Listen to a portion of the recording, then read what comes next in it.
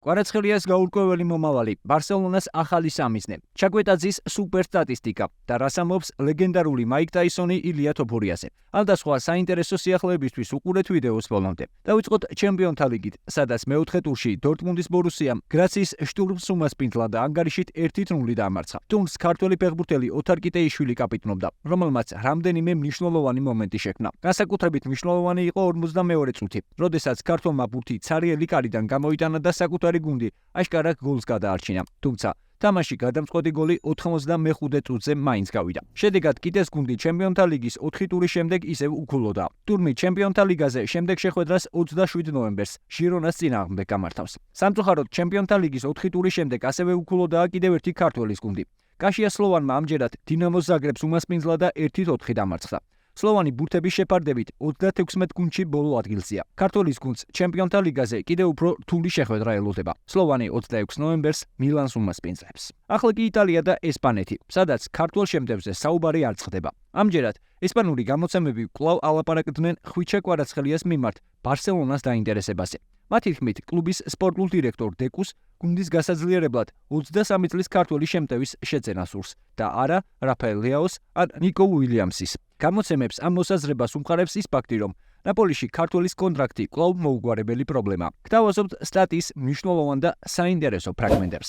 მანამდე არ დაგეზაროთ, დამითმე ზუსტად 2 წამი. დავაიქე ვიდეო და გამოიწერია. მომავალ სატრანსფერო ბაზარზე ბარსელონას გარემარბის პოზიციაზე აქამდე ყველაზე ხშირად რაფაელ ლეაოს და ნიკო უილიამსის ვარიანტები განიხილებოდა, მაგრამ კლუბის სპორტულ დირექტორ დეკუს ახალი პრიორიტეტი ხვიჩა კვარაცხელია. ნაპოლის ქართველი შემტევი ბარსელონას ყურადღების ცენტრში მას შემდეგ მოექცა, რაც ანტონიო კონტეს ხელმძღვანელობით სერია A-ში თავის საუკეთესო ფორმას დაუბრუნდა. მწვრთნელმა მისი თამაშის მაქსიმალურად გამოყენება შეძლო. იტალიურ კლუბთან კონტრაქტის გახანძლივებასთან დაკავშირებულმა სიტუაციამ კი მისი კანდიდატურა ბარსელონასთვის საინტერესო გახადა.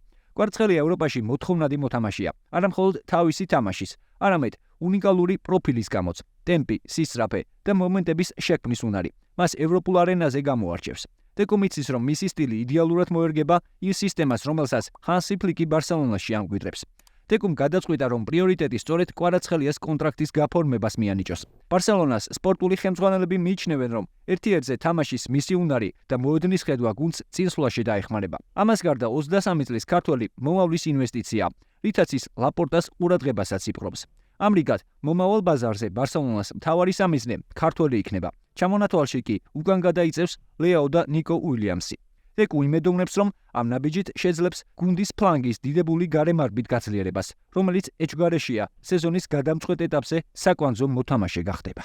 აქვე გეტყვით, რომ ქართველ შემტევს ასევე აქტიურად უკავშირებენ მანჩესტერ იუნაიტედს. თუმცა, ხაზგასმით მინდა აღვნიშნო, რომ ეს ყველაფერი არის მხოლოდ ცალკეული ქვეყნების სპორტული გამოცემების მოსაზრებები, რომელიც ეფუძნება მათ მიერ მოპოვებულ ინფორმაციებს.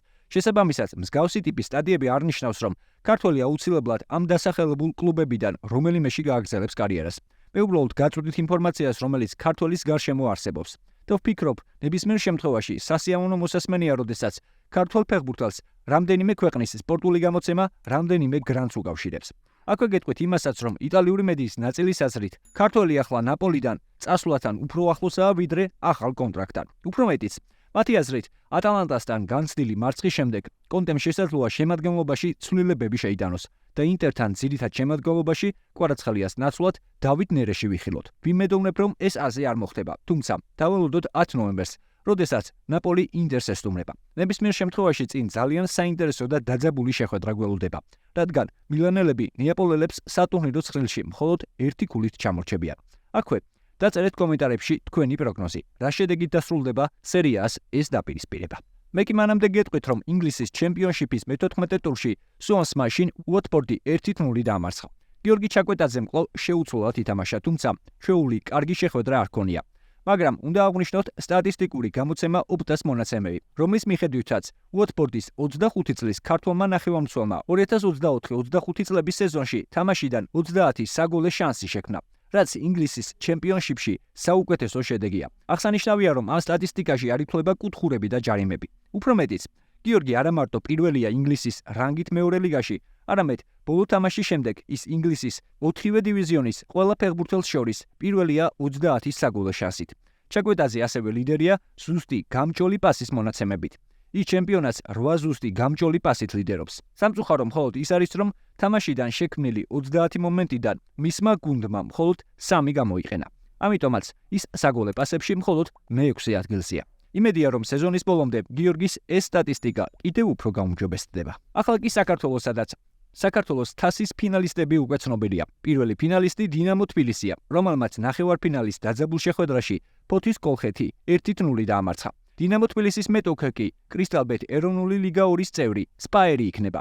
სპაერმა ნახევარფინალში გაგრა პენალტების სერიაში დაამარცხა და ისტორიაში პირველად ფინალში ითამაშებს. შეხვედრის ძირითადი დრო 2-2 დამთავრდა. შეგახსენებთ, რომ საქართველოს თასის ფინალი 5 დეკემბერს მიხეილ მესხის სტადიონზე ჩატარდება. ახლა კი UFC და ლეგენდარული ამერიკელი მოკრივე მაიკ ტაისონი, რომელმაც UFC-ს ქვემსუბუქი წონის დივიზიონის ჩემპიონზე ილია თოფურიაზე ისაუბრა. აღსანიშნავია, რომ როდესაც ტაისონს თოფურიას შესახებ აზრის დაფიქსირებას თხოვეს, მას ქართველი მებრძოლის სახელი და გვარი არ ეცნო, რის შემდეგაც ჟურნალისტებმა განუმარტეს, რომ ილიამ საჩემპიონო ქამრის დაცვისას მაქს ჰოლოვეი დაანუკაუტა. როგორც კრივის ლეგენდას, თქვენ მინდა გითხოთ, რას ფიქრობთ მასზე? ჯეკ პოლზე? არა, ილია თოფურია. არ იცით? არ მესმის. ილია თოფურია. საიდან? UFC-ს ჩემპიონია ესპანეთიდან.